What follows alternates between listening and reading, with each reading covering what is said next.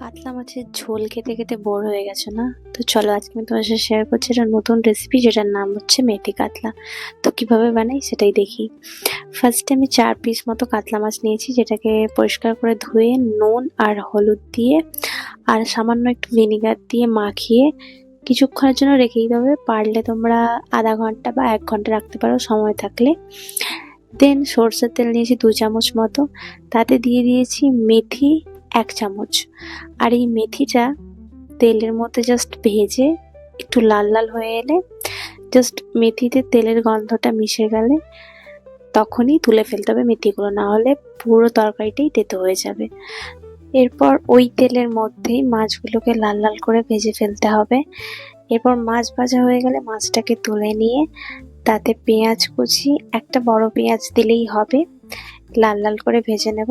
তারপরেই দিয়ে দেবো কাঁচা লঙ্কা কুচি, রসুন কুচি, ওটাকেও হালকাভাবে একটু ভেজে নিতে হবে। দেন হালকা ভাজা হয়ে গেলে টমেটো কুচি একটা টমেটোর হাফ দিলেই হবে।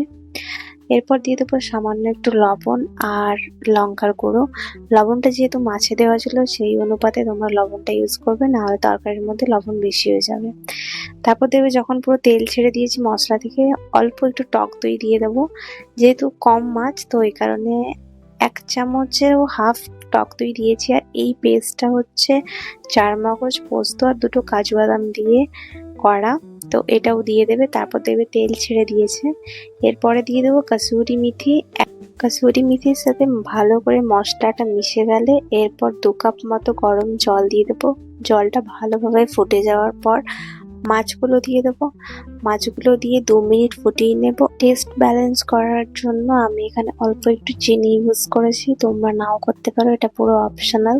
এরপরে জাস্ট একটাই কাজ, সার্ভ করে 1 চামচ ঘি ওপর থেকে ছড়িয়ে দিতে হবে। দিলেই রেডি একদম আমাদের মেথি কাতলা খাওয়ার জন্য।